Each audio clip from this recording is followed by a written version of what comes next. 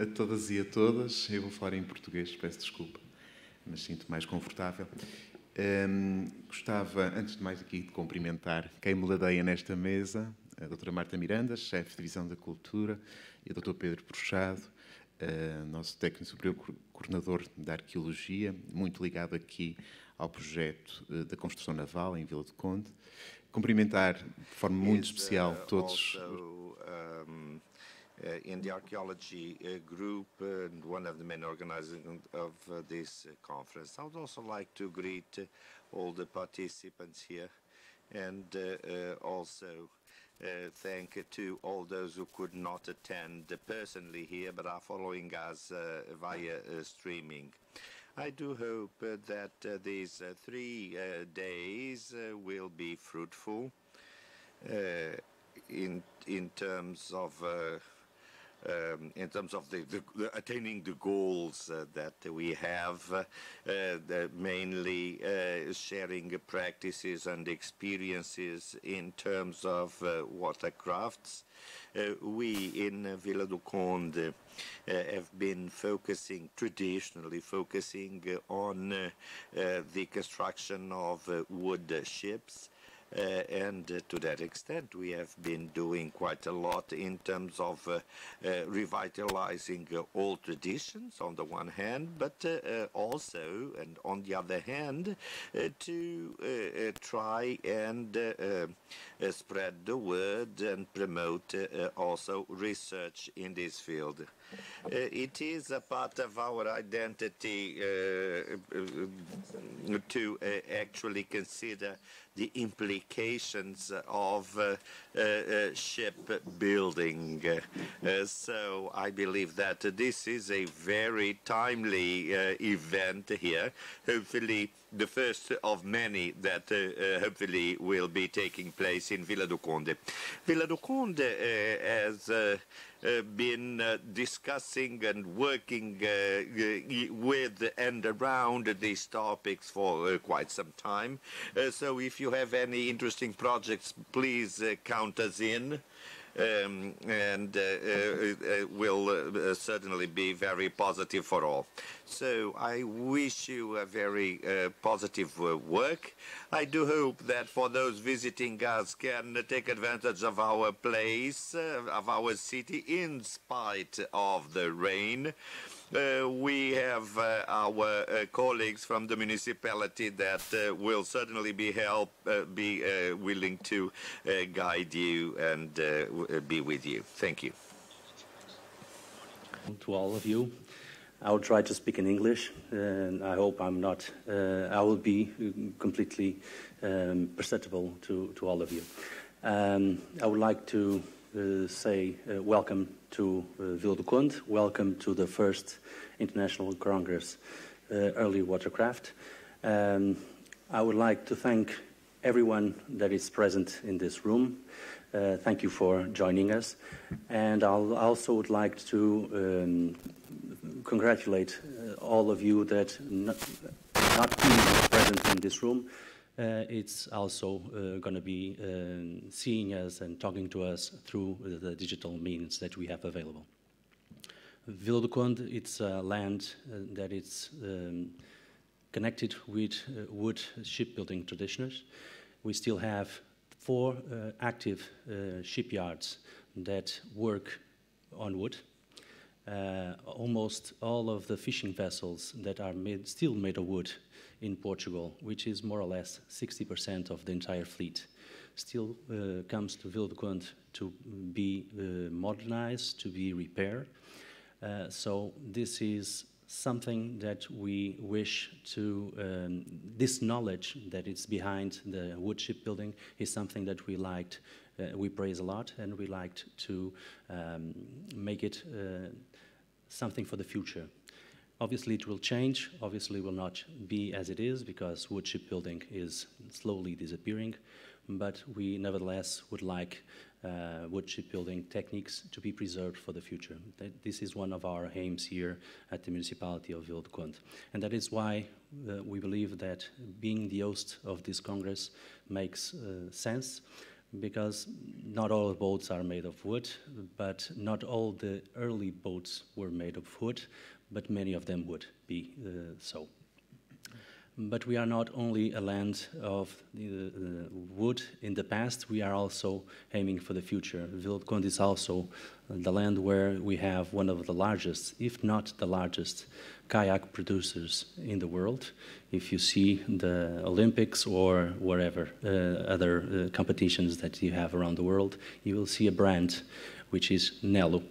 That is engraved in many of the kayaks, and many of them are winners. So this is also one of the things that we are projecting to the future. It's one of the connections that we have. It's another way of preserving our heritage related with shipbuilding. It's in a smaller scale, but nevertheless, it's not a less important one.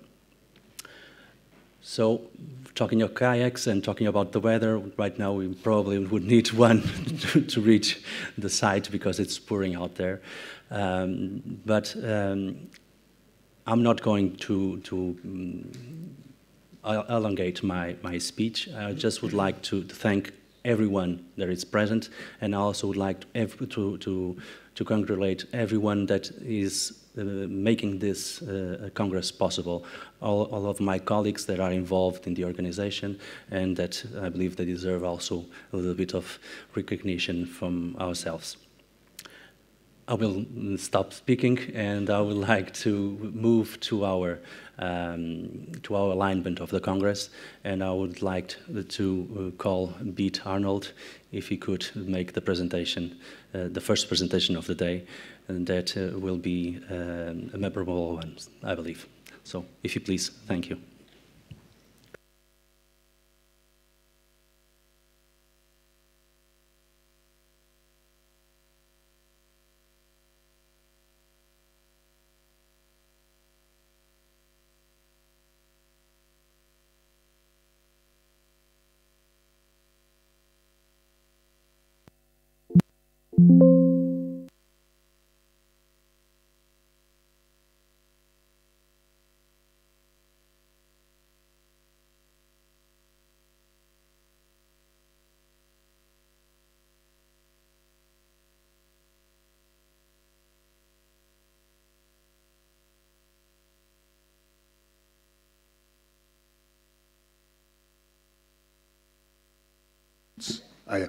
We have Pete Arnold here, who I think many people who in this room will know very well for his work and contributions in early watercraft over the years. And certainly, when I was a young undergraduate, too long ago, I would read his papers and very much enjoy them.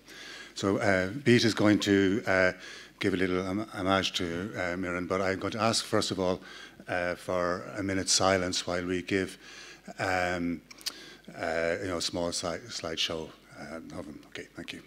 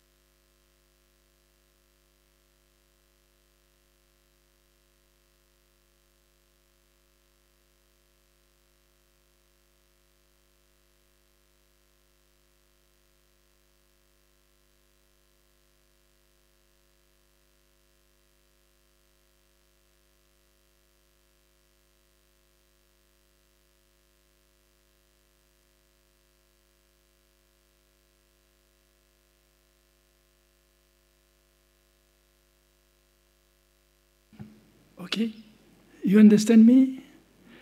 For the French, you take channel 0. For English, the translator, something like that. So, apologize my poor English. The work of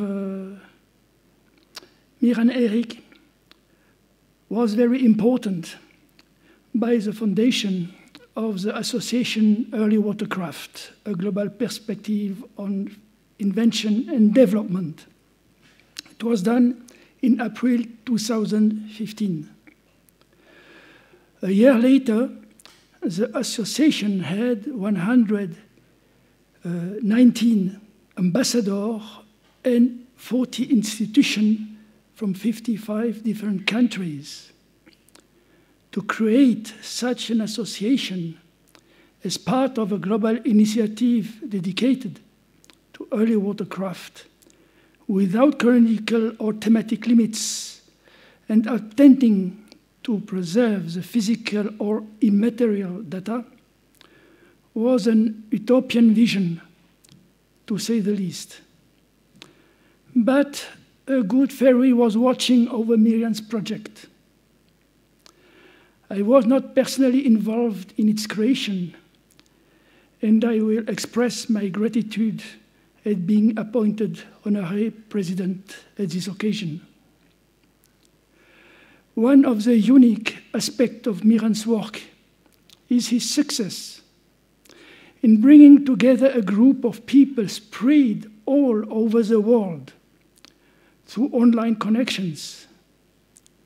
To complete this work, we still need a continuously updated listing of members, their email addresses, and areas of interest.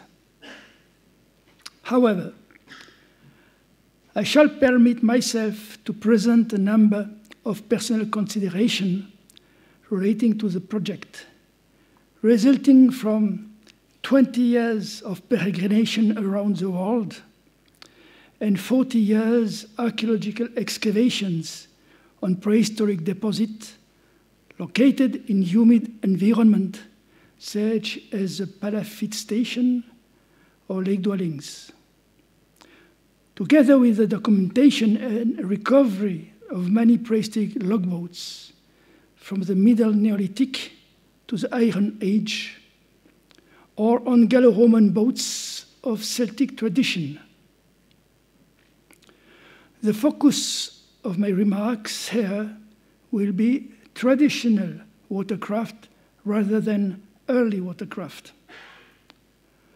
For more than a half-century now, in other words, since the Second World War and the globalization of trade that followed it, traditional watercraft have seen unprecedented development as a result of change of a range of causes, such as the universal appearance of light economical composite materials requiring little maintenance, or dramatic natural causes, such as the disappearance of large population of fishermen and naval captains from Sri Lankan coast during the terrible tsunami of 26 December 2004, which also devastated extensive coastal regions in Indonesia and India.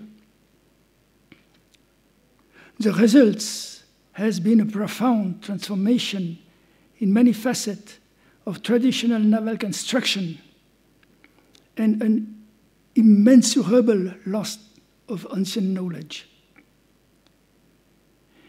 It is unlikely this trend will change, and the creation of a group of ambassadors in every country of the world is an extremely positive response.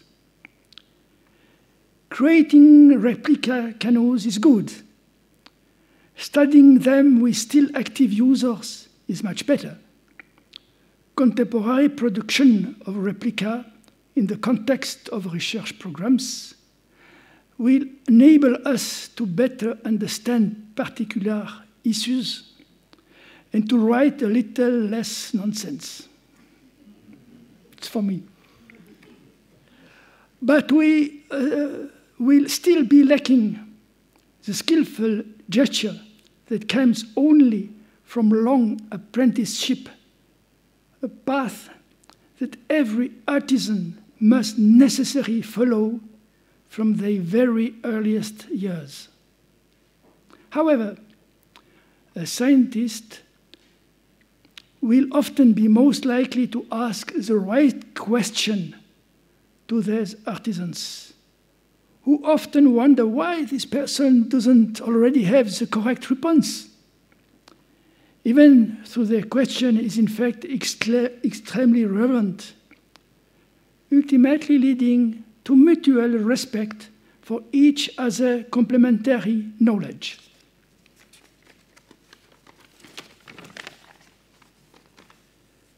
Typically, the concepts behind traditional construction often escape their creators. A classic response is often home.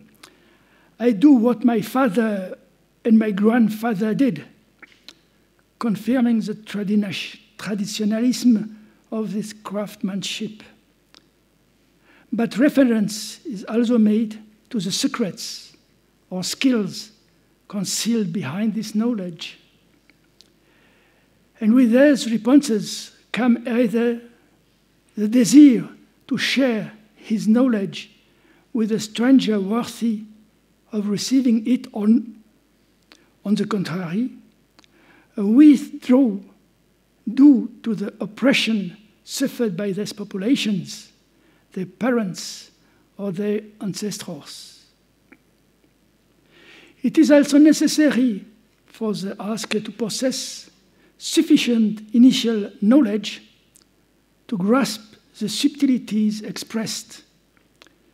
Knowledge often based on one or more of the terms previously occurred. This, in turn, assumes a relatively broad critical knowledge resulting from the juxtaposition of a number of terms. Ethnographic, with knowledge of the way and customs of the people involved. Archaeological, with the capacity to approach fragments of objects to identify the missing pieces, and the technical knowledge of those having constructed the craft. Botanical, with knowledge of spatial feature and abundance of the material used. Nautical, to detect the constraint to which the object created are exposed. Thus, the same material analyzed by different researchers could produce very interesting complementary results. For example, the change of tools might have major consequences, such as the discovery and use of stone blades, then blades made of bronze and iron, and the development of new, larger, more powerful tools, such as the drill associated with the use of wooden peg, the pit saw, and the cutting of trunks where the grain is not perfect.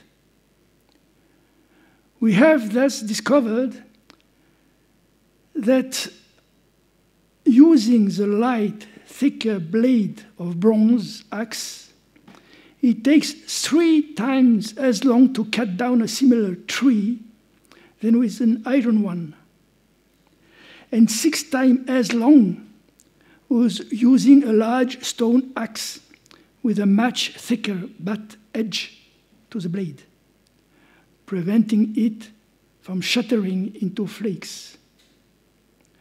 The problem in that cases is, above all, psychological. When after an hour of work, the surface of the trunk seems barely scratched, and the people ask me to stop the experience. In the early 20th century, the Australian Aborigines were the subject of extensive ethnographic research and publications, including studies of their bark canoes, and more particularly, their typology. In parallel, their culture has gradually collapsed under pressure from Western colonists. After the Second World War and the globalization of economic processes, a large proportion of Aborigine population sunk into alcoholism, promoted by poorly targeted government subsidies and associated with a disconnection from their past, their customs, and traditional knowledge. It was only in the early 2000s that a profound identity crisis developed, leading to a research for their roots. But much of their knowledge has already disappeared.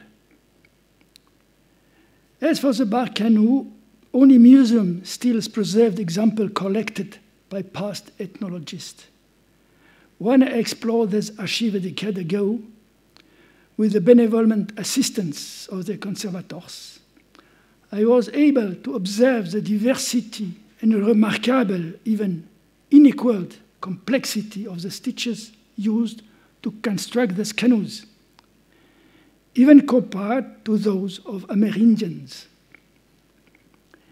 Deciphering these techniques and publishing them was an opportunity to allow new generation of Aborigines to reappropriate a part of their past. Another example, in Mozambique, in the wake of independence and the fratricial wars that follows it, the government annexed the forest, but allowed the local population to continue their exploitation according to their ancestral needs.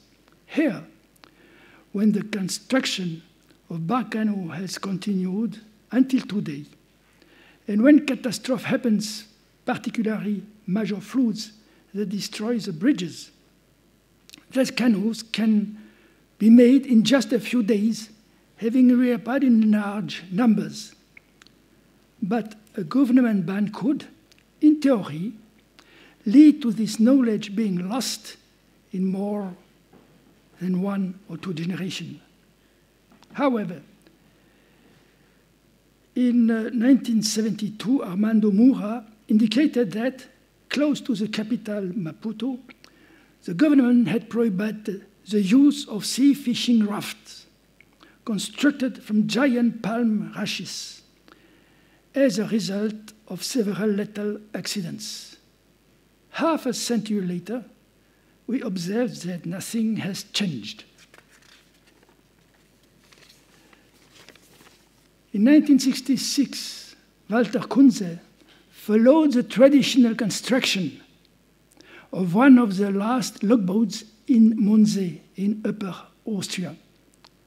On the stoop of the felled tree, 3 crosses were incised with a few blow axe, so that the wandering souls could rest. But of course, the canoes preserved in museum bear no traces of this activity. Finally, it is worth noting that both correspond to the most complex tools created by humans, where the construction of the innumerable assemblies is based on the idea of large series and the law of least effort. Conversely, so complementing this, we have the chariot, and more precisely the war chariot, where the most sophisticated, most powerful assemblies are employed to maximize the user's chances to survival. We will continue with infinite examples, each more varied than the last. They would merely emphasize the extreme fragility of this craftsmanship, this knowledge, these customs, and the legends surrounding them. Documenting them is therefore an essential task that it will only be possible to complete with the help of many researchers and peoples interested in traditional lava construction. But the process will also make it possible to bring into museum the last survivor of specific types of craft, preserving them for the future. Thanks for your attention, and thank you, Miran, for your job.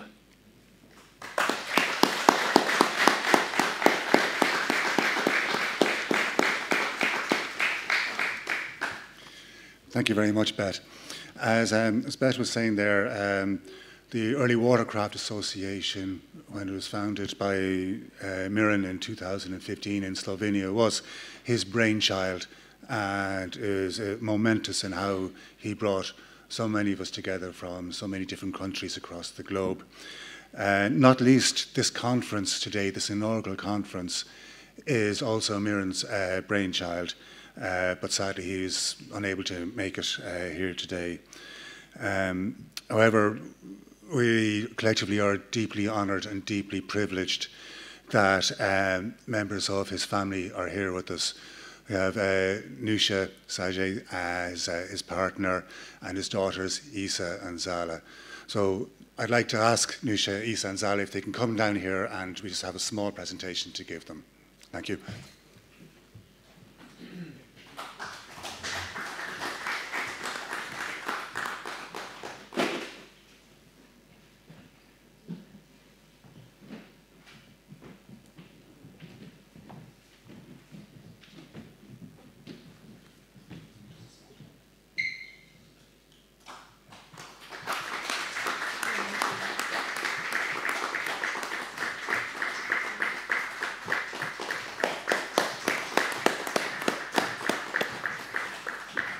So thank you very much. It's the, I suppose the symbolism of the occasion isn't over just yet. The next presenter is Cyril Dowski, and he will be giving a presentation on the Symbolic Award ceremony. Just by way of introduction, Cyril is from Austria. He's the General Manager of the Association of Curatorship of Pile Dwellings in Austria. And he's also the representative of the International Coordination Group of the UNESCO World Heritage of prehistoric pile dwellings around the Alps. So I was talking to him earlier on, I said he doesn't believe in short titles. But Cyril, thank you very much.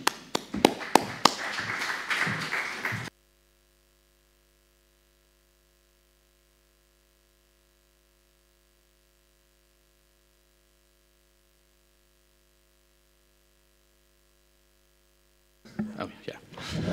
All right. Bom dia. Hello. My name is Cyril Dworsky, and I'm very, very honored to be able to be here and add a little piece of commemoration to Miran Eric. I met Miran for the first time in 1999 when he participated in an excavation in Austria, in Kreuzach am See, in Carinthia, south of the Alps. And I don't know, anybody who is really working underwater, who is doing underwater archaeology, maybe you have the same experience if you work underwater and you have these limited ways of communication, and you have a lot of body language involved, sign language involved to communicate underwater. This gives a certain type of bonding, of I don't know, a close connection. So although through the years we did not have so much contact all the time, but I felt very close to Miran as a colleague and friend. And I know, or actually I suspected always that Miran was quite good in German, but he understood it quite well, and I think he also knew how to speak it. But as he was a very, I don't know, rebellious mind, he always refused to speak German, also as a kind of act of civil disorder, because he was protesting against the Austrian way how to treat the Slovene minority in Carinthia. And I think this very well reflects also large parts of his life. And I just before the conference, I spoke to his daughter, and we were. This reminded me on one of the first occasions when we met. And actually the mayor of the municipality invited us as excavation team to one of the most fanciest restaurants in Carinthia. And Miran just brought his whole family, which was, I think, not the intention of the mayor, but then we messed up the whole restaurant with a lot of children buzzing around. And I think this was quite a nice symbolic occasion, how Miran saw the world and how inclusive and also, I don't know, social active he was. And actually, I think it must have been around 2006, maybe 2007, when Miran had this idea of taking the advantage of the Slovene presidency of the EU Council. I think 2008, first half of 2008 was the turn of Slovenia as head of the EU Council, and he had this idea to use this opportunity to organize something like a logboat race on the Ljubljanica River. And his idea was to bring reconstructed logboats from all over Europe to Slovenia and have this race. Unfortunately, this idea was maybe too big, also because the transport of logboats through Europe, you know, this is a massive logistic task and takes a lot of money. So he was not able to realize this idea. But then, and I will talk about this a little bit more on Saturday, 2014, there was an exhibition in Switzerland, and 2015 they used the boat that they created for the exhibition for the first international logboat regatta in Switzerland at the Lake Biel.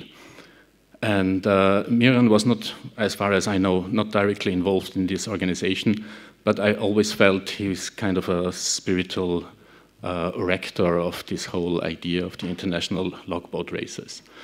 And so what we proposed to the organizers, or also this international community of people working in the field of pile dwellings, of lake villages and the UNESCO World Heritage, was that we somehow try to commemorate Miran also in the spirit of these races. And as there is a trophy that is handed from one winner to the other every year, which is still without a name, and you can see it in the back. Actually, it's made of a piece of I don't know the word, the English word. It's like the dry wood that you find on the driftwood. Exactly, you can find it on the shores of the lakes and rivers, and it's a very beautiful trophy. And this is without name. I intended to bring it to the conference, but actually it's very difficult because in my memory it was like this size, but then it's actually, in reality, it's like this size, and Ryanair did not allow me to bring it into the cabin. So I'm sorry, I wanted to have it to you and to show it, and the idea is really to name it after Miran, and we want to, like, from the next year onwards, we want to have a special Miran Eric Cup, so name the race also in commemoration of Miran. And I think all of the organizers and the international community accepted this, so I can positively say that this is going to happen. And I think, because this conference, as you said, is one of the brainchilds of Miran, but after the conference, I don't know when we will have the next conference for early watercraft, but this is a thing that is going to happen every year. And every year, hundreds of people will hear the name of Miran, and I'm very happy that this is going to be. So thank you very much, and next time we will have the regatta in France. You're all invited. I will talk about it on Saturday, but then you can maybe see the Miran Eric trophy in real life. Thank you.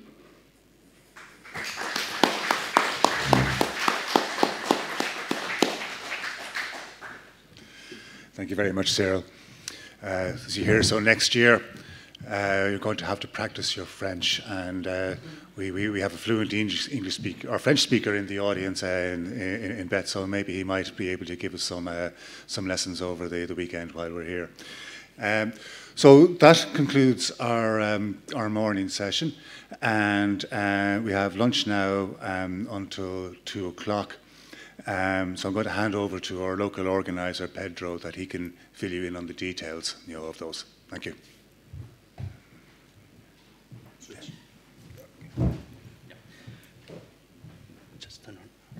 Well, as Niall was saying, now we will reconvene for lunchtime.